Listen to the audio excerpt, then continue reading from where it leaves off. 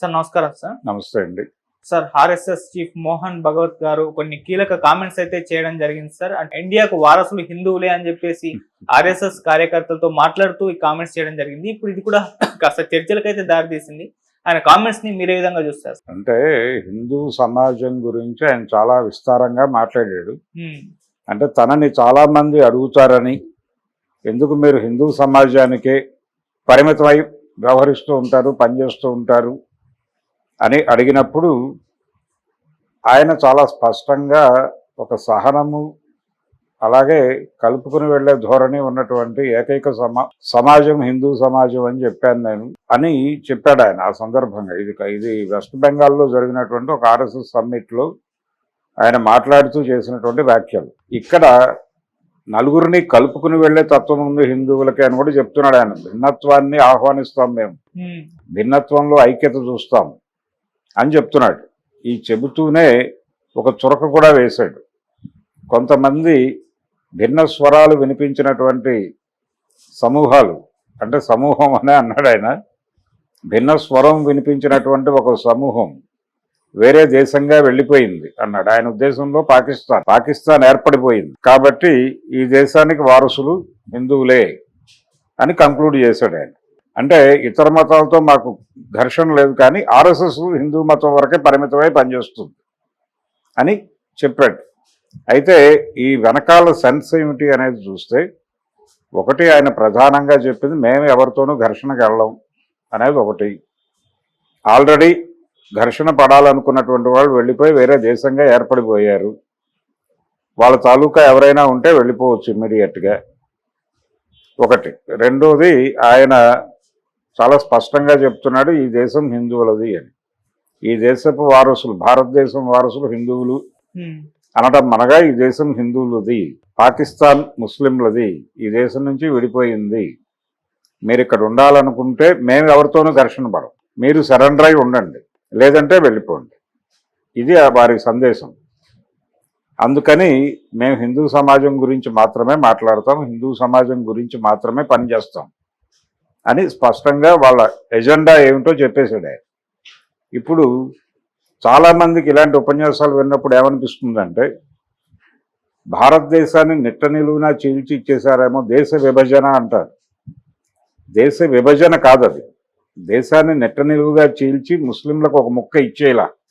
పాకిస్తాన్ అనేది ఏమిటి? పంజాబ్ రాష్ట్రంలో ఒక ముక్క, అంతకుమించి ఏమీ కాదు. పంజాబ్లో ఒక ముక్కే పాకిస్తాన్, భారతదేశంలో ముక్క కాదు అది.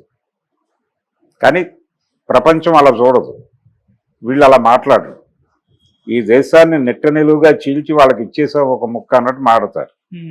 ఇప్పుడు వారు కూడా అదే మాట్లాడుతున్నారు. మోహన్ భగవత్ కూడా అదే అభిప్రాయం. అలాగే బంగ్లాదేశ్ ఏమిటి?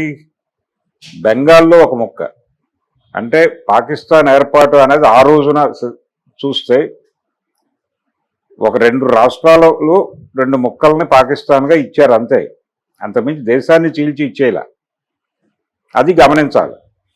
అందుకని ఏం చెప్తున్నాడు, ఇక్కడ ఉన్నారు, ఇక్కడ ముస్లింలు ఉన్నారు, ఇంకా ఉండొచ్చు, వాళ్ళని మేమేం డిస్టర్బ్ చేయం. వాళ్ళు ఎలా ఉండాలి?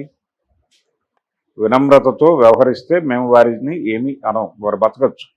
మేము దీన్ని భిన్నత్వాన్ని గౌరవిస్తాము, ఐక్యత కోరుకుంటాము, ఇవన్నీ చెప్పాడు. మళ్ళీ ఈ మాటలు వాడటం వెనకాల ఉద్దేశం ఏంటంటే సరెండర్ అవ్వండి, సరెండర్ అయి ఉండండి, బుద్ధిగా అణిగి మణిగి ఉండండి, నో మోర్ ఆర్గ్యుమెంట్స్, మీరు మాకు అనుకూలంగా వ్యవహరించండి, ఎన్నికలు వచ్చినప్పుడు మాకు అనుకూలంగా ఓట్లేయండి. ఇది కూడా వారి సందేశంలో అంతర్భాగమే. ఇది చెబుతూ ఇప్పటికే దేశాన్ని చీల్చి ఇచ్చేసాం, మేము చాలా పెద్ద త్యాగం చేసాం మీకోసం, మాదైన దేశాన్ని మీకోసం ఇవ్వటం అంటే అది మామూలు విషయమా అంటున్నాడు ఆయన. కాబట్టి ఇక మిగిలింది మాదే కదా, ఈ దేశానికి మేమే వారసులం, హిందువులే వారసులు. కాకపోతే మిమ్మల్ని క్షమించి ఇక్కడ ఉంచుతున్నాం, దట్స్ ఆల్. అంతవరకే మీరు వ్యవహరించండి, మీకు లిమిటేషన్స్ ఉన్నాయి, మీకోసం ఒక దేశం ఇచ్చామనే విషయం అనుక్షణం మీ మెదడులో మెదులుతూ ఉండవలను అని చెప్తున్నారు ఆయన. కాబట్టి ఆయన కాంటెక్స్ట్లో భారతదేశంలో ఎవరైనా ఉన్నటువంటి అన్ని మైనారిటీ మతాలు కూడా హిందుత్వాకి సరెండర్ అయి ఉండాలి, హిందుత్వాకి లొంగి ఉండాలి అని వార్నింగ్ కాల్ అది. ఆ వార్నింగ్ కాల్ని సాఫ్ట్ టోన్లో చెప్పాడు. చెప్పి ఈ దేశం మాది మీది ఇలాంటి పిచ్చి మాటలు మాట్లాడద్దు, ఈ దేశం సంపూర్ణంగా హిందువులది అనేది మీరు గుర్తించండి ముందు. ఈ దేశం హిందువుల దేశంలో మనం బతుకుతున్నాం. మన్ని బతకటానికి వాళ్ళు ఎంతో దీంతో అంటే ఎంతో సాఫ్ట్ కార్నర్తో ఎంతో సుహృద్భావపూరితమైనటువంటి వాతావరణంలో వాళ్ళది ఎంతో విశాలమైన మనసులై ఉండటం చేత వాళ్ళు మన ఇక్కడ బతకనిస్తున్నారు. కాబట్టి వాళ్ళకి కృతజ్ఞులై బతకాలి మనం అని మీరు అందరూ అనుకోండి అని చెప్తున్నాడు ఆయన. అందుకని ఆ కలకత్తా ఉపన్యాసం ఆ వెస్ట్ బెంగాల్లో జరిగింది, అది అక్కడ ఆయన ఆర్ఎస్ఎస్ క్యాడర్ను ఉద్దేశించి ఈ రోజు చేసినటువంటి ప్రవచనం అది. ఈ రోజు ప్రవచనంలో ఆయన చాలా స్పష్టంగా ఈ దేశం మాది అని చెప్పాడు. ఈ దేశంలో బతకాలనుకున్న వాళ్ళు లొంగిపోయి బతకండి అని చెప్పాడు. మేము అడ్జస్ట్ అవుతాం, నో ప్రాబ్లం, మేము మాకు అవన్నీ ఉన్నాయి. మా విశాల తత్వాన్ని మీరు మెచ్చుకుని ఎల్లకాలము మమ్మల్ని పొగుడుతూ మా భజన చేస్తూ బతకండి అని చెప్తున్నాడు. చెప్తూ మీకు ఈ దేశాన్ని చీల్చి ఎప్పుడో ఇచ్చేసాం కాబట్టి ఇంకా మీకు ఇవ్వబడేవి ఏమీ ఉండవు, మీరేదో వస్తుందని కోరుకోకండి, మీరు దిక్కు లేక మా దగ్గర పడున్నారు, అలాగే ఉండండి, మేమేమనం అని చెప్తున్నాడు. సో ఇంత గౌరవప్రదంగా వార్నింగ్ ఇవ్వటం అనేది ఎవరికీ సాధ్యం కాదు, అది మోహన్ భగవత్కే సాధ్యం. ఆయనకు మాత్రమే సాధ్యమైన పద్ధతిలో ఆయన వార్నింగ్ ఇస్తూ అక్కడ ఉన్నటువంటి క్యాడర్, ఆర్ఎస్ఎస్ క్యాడర్ మనోస్థైర్యాన్ని పెంచే పద్ధతిలో ఆయన ఉపన్యాసం నడిచింది. వాళ్ళు చాలా మిలిటరీ దీంతో మాట్లాడతారు, చాలా చాలా దీంతో ఉంటుంది, అంటే హీరోయిక్గా ఉంటుంది. దాంతోపాటు చాలా అగ్రెసివ్గా మాట్లాడతారు వాళ్ళు. ఇంత అగ్రెసివ్గా మాట్లాడుతున్నారేమిటి అనిపిస్తుంది, కానీ ఆ లెవెల్లో మాట్లాడితే తప్ప కనెక్ట్ కారు వాళ్ళు.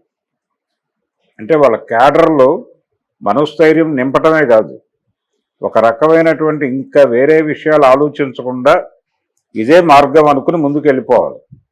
అంటే ఒక సైనికులకి ఎలాగైతే ఆదేశాలు ఇస్తారో అదే పద్ధతిలో ఆదేశాలు ఇస్తున్నాడు ఈయన. అంటే ఇవన్నీ కూడా సూచనలు, మీరు ఇలా వ్యవహరించండి, ఈ దేశం వారసులు హిందువులే అని మీరు అందరూ వ్యవహరించండి, ఇది మందే, ఇంకోటెవడో కాదు, లౌకిక రాజ్యం అవి ఇవి రకరకాల మాటలు మాట్లాడతారు, అవన్నీ పట్టించుకోమాకండి. మీ దృష్టి మన దేశం అనే కాన్ఫిడెన్స్తో నడవండి భూమి మీద. ఈ భూమి మీద మీ ప్రతి అడుగులోనూ ఇది మాది అనే కాన్ఫిడెన్స్ కనిపించాలి అవతలోకి. మీరు అడుగేస్తే వాళ్ళు భయపడాలి అన్న టోన్లో చెప్పాడు.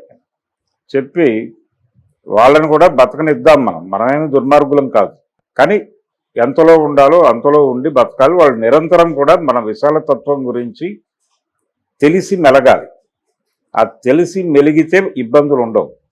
తెలిసి కూడా మేము మా అంతటి వాళ్ళం మేము అని కనుక తోకసాడిస్తే క్షమించం, ఉపేక్షించకూడదు అని చెప్తున్నాడు. అలా సర్వసన్నద్ధంగా ఉండండి అని తన పటాలాన్ని సిద్ధం చేసే ప్రయత్నంలో భాగంగా వారు అంటే బెంగాల్ని కంట్రోల్లో తీసుకోవటం అనే ఒక ప్రోగ్రాం నడుస్తోంది. నెమ్మదిగా రేపు రాబోయే ఎన్నికల్లో దీదీ ఇంకా నీ సేవలు చాలు బెంగాల్కి, మేము చూసుకుంటాం అనే పరిస్థితిలోకి రావాలని ప్రయత్నం జరుగుతోంది అక్కడ. సంఘ్ పరివార్ ఆ ప్రయత్నంలో భాగంగానే ఇప్పుడు కలకత్తాలో మోటివేషనల్ క్యాంప్స్ పెడుతున్నారు వాళ్ళు. ఆ మోటివేషనల్ క్యాంప్స్లో భాగంగానే బెంగాల్లోనే జరిగినటువంటి ఒక ఫంక్షన్లో, ఒక ఈవెంట్లో, వాళ్ళ సంస్థాగతమైన ఈవెంట్స్, వాళ్ళు క్యాంపులు నిర్వహిస్తారు.